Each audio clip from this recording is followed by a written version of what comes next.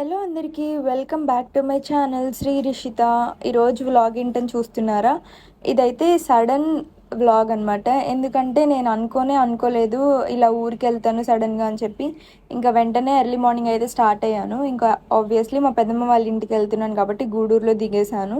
ఇంకా అక్కడి నుంచి ఎప్పుడు తెలిసిందే మా అన్నయ్య వాళ్ళు లేట్. ఇంకా అలా వెయిట్ చేస్తే ఎప్పటికో వచ్చారు. నేను ట్రైన్ దిగేసిన ఒక హాఫ్ అన్ అవర్కి వచ్చారు మా అన్నయ్య వాళ్ళు. సో అందుకే ఇక్కడ లేట్ అని అంటున్నాను అనమాట అందరినీ.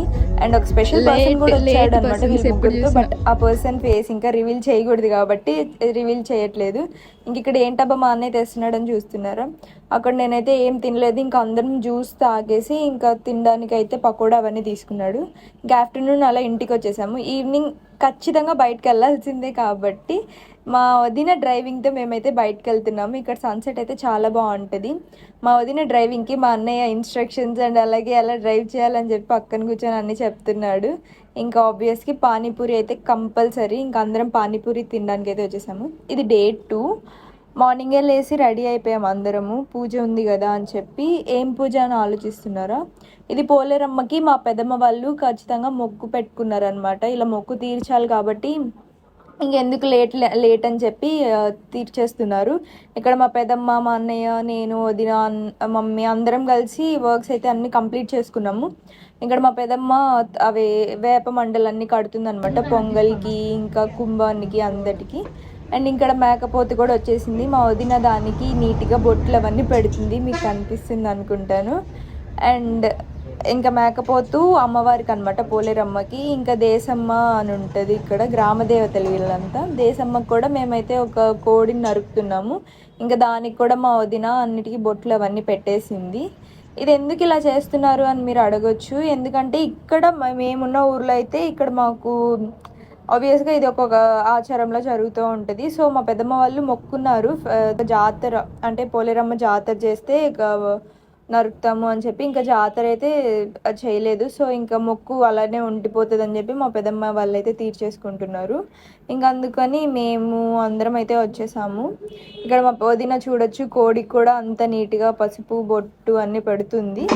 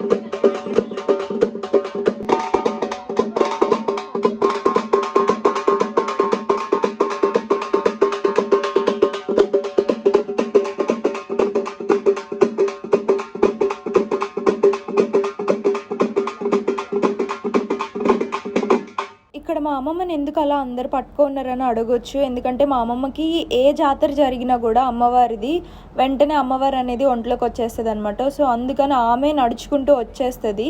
సో ఇంక అందరం అలా పట్టుకో ఉంటాము, లేదంటే పడిపోతుంది అని చెప్పి. పడిపోతే లేపడం కొంచెం కష్టంగా ఉంటుంది కదా అమ్మవారు వచ్చినప్పుడు. అందుకని మా అన్నయ్య అయితే పట్టుకొనే ఉంటాడు.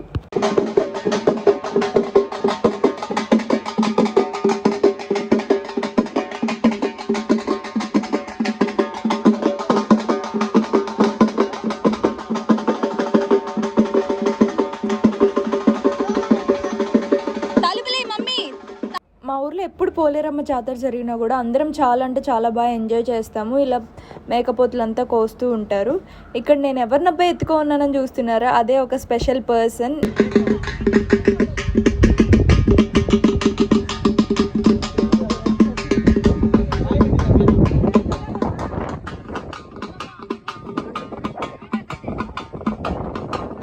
ఈ అమ్మవారే అనమాట, దేశమ్మ అంటాం మేము ఇక్కడ. సో ఇక్కడ మేమైతే కోడిని నరుకుతున్నాము. ఇక్కడ మీరైతే చూడొచ్చు ఎలా జరిగింది ఏంటి అని చెప్పి. కంపల్సరీ ఇవ్వాలని కాదు, జస్ట్ ఎవరైనా మొక్కు ఉంటే ఖచ్చితంగా అందరు ఇస్తారు. ఇక్కడ మేమైతే ప్రతి ఇయర్ అలా ఇస్తూనే ఉంటాము. సో ఇక్కడైతే మేము ఇయర్ ఇచ్చాము. ఒకసారి మీరు చూడొచ్చు ఎలా జరిగింది ఏంటి అని చెప్పి. అందరం బాగా ఎంజాయ్ చేసాము.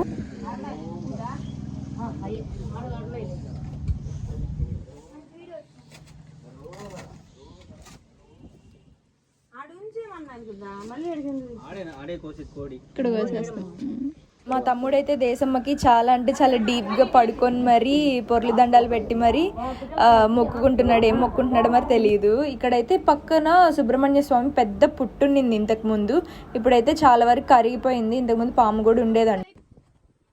ఇక్కడ రైస్ ఎందుకు అలా వేస్తున్నారని అడగొచ్చు మీరు. ఇది కుంభం అంటారు. కుంభం అయితే కంపల్సరీ వేయాలి. ఇక్కడ ముత్యాలమ్మకి కానీ పోలేరమ్మకి కానీ ఖచ్చితంగా వేస్తాము.